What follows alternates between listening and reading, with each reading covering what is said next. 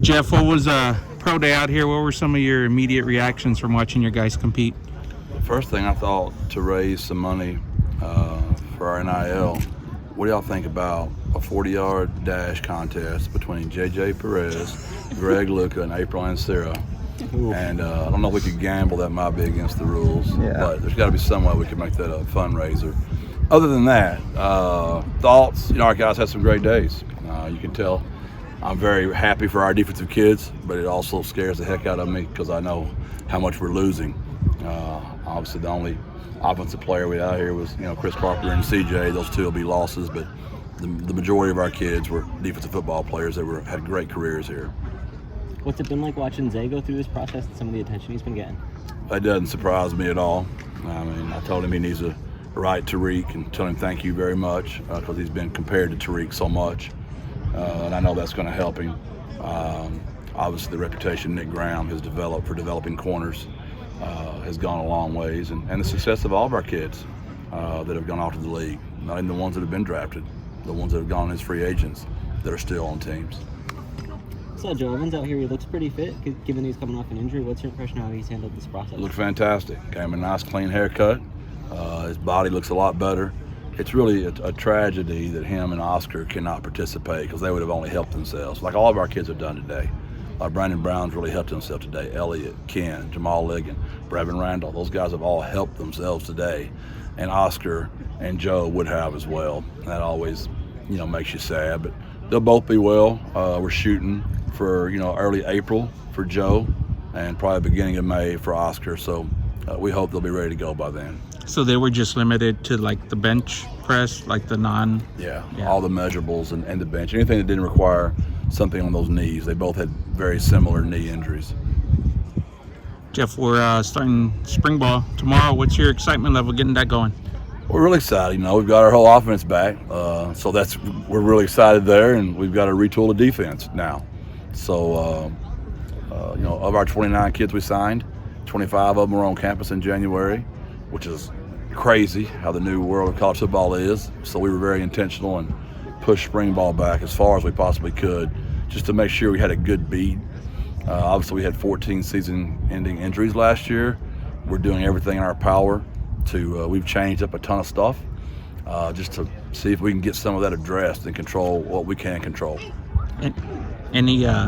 Any techniques to memorizing the new defensive players' names? Are you thinking about putting some name tags or something? Well, that's a great question, JJ. I haven't gone down that road yet. I'm a big nickname guy, so I'm afraid I might not even know. Like obviously the linebacker from Vega, Darian White, I've called him TJC in Vega so long. Somebody asked me about his name the other day, and I was like, I had to Google it. So I got to be careful about all my nicknames, so I'll get embarrassed when y'all are interviewing me after first spring practice. What was your last 40 time you clocked? We had that argument a while ago because we had a couple of kids out there that we popped off and said we could beat that time. So I would say my last 40 time would probably be at Stephen F. Austin back in the day. I would pray I broke 4.9. I would pray, but I would not. Thank God, I think the data has been destroyed and it'd be really hard to find that information. You mentioned the defense, this group that you've had from like day one. It's obviously going to be a loss, but talk about the care you have for them and your belief in them to perform at the next level. If they get the opportunity. Well, Jamal Liggins, he started. It's actually Liggins. Played 5 years for us and probably started every game. Ken Robinson been here my entire time. Joe Evans been here for 3 to 4 years. Brandon Brown 3 to 4 years. Elliott, my brother, coached him in high school. And I'm sure Osiris been here all 5 years. Zay, just what a great story he's been and the career he's had. And then, Cade's been decent at it for us for a while. No one's even mentioned that position because he's done such a good job of that. Obviously, the relationship with Chris Carpenter, his mom and I go back so far ago. We'll miss those kids. It's always a proud day. It just makes me sad. I really thought we were good enough to be back in the conference championship game. For whatever reasons, which were many, we didn't get it done. So I have mixed feelings. And very sad they're gone, and I'm disappointed we didn't do better with the team that I thought did better than what we put on the football field last year, to be very honest with you. Jeff, how's the relationship with the NFL scouts? It looks like you got a bunch of them out here. You guys have put a handful of guys in the league during your time here. How's that building process going? Yeah, they just trust us. We tell them the truth on the kids, and that means a lot. It's just in this new era, very few head coaches are out of school 6 years. The whole staff been here for 6 years. So we developed some relationships in those 6 years. Our players have pretty much stayed with us. We don't have a lot of turnover, so we can give them real information in a time, let's be honest, that there's really hard to get information because no one stays put anymore. So we're kind of an old school version of what it used to be like here in San Antonio, which makes me proud. That's kind of how my city is too.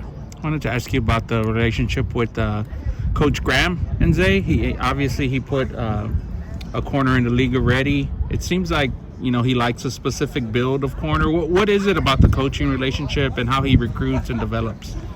Well, I think that's we're always looking for height and speed. You can't coach those two things. But he's also done very well with Corey Mayfield, who plays right here in our own city for San Antonio. We've had great corners here that weren't all built like those two, which is what I think makes Nick such a great coach. Nick's not built that way. Nick's built more like some of those corners like Corey. I think Nick Graham's an elite teacher and an elite evaluator of talent, and it makes other corners want to come here because they know they got a real chance to go play the National Football League. Do you know how many NFL teams you had here today? I couldn't tell you how many of them are here. I know that all 32 of them will have the information. That'd be a great question I could get from Kyle to know how many of them are here. But sometimes there's other things going on, and like they'll split up their guys so they can help each other out. But they all know who all 32 teams know who all of our guys are going today, and we'll get their information.